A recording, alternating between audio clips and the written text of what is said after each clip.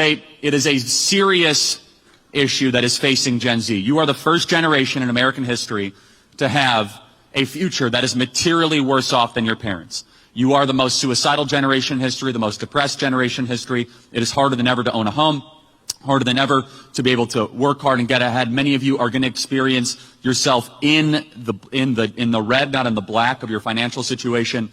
What has gone down is a breakdown of the social compact and the social contract, which is that we have decided that the next generation does not deserve the same future that your parents had. And I believe that's one of the big breakdowns as to why so many young people decided to trust Donald Trump with their vote back in November. It was a signal, it was a cry for help, it was a distress signal of a generation that owned nothing and is not happy and understands that if you do not have a meaningful opportunity to do the very basic things, get married, have children, start a family, own a home, and instead you have to go move to the big cities like Indianapolis or Chicago, rent for the rest of your life, and maybe get married, maybe have kids, maybe not, and you kind of continue on this cycle of misery. Meanwhile, your parents are like, oh yeah, it was super easy for us to buy a home in Hinsdale in the 1970s or 80s. You're like, well, I don't know if you're ever going to be able to do that under the current economic established order. So what you are seeing is hopefully a rebalancing of that.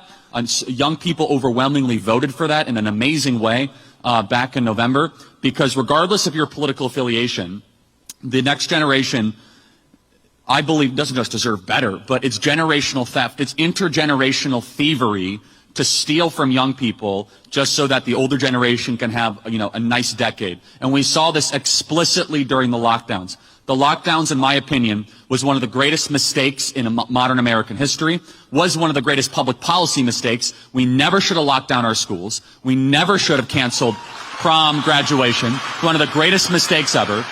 And the argument that was made was that, well, we're going to make you, the kids, suffer because you might infect grandma. This is a moral disaster.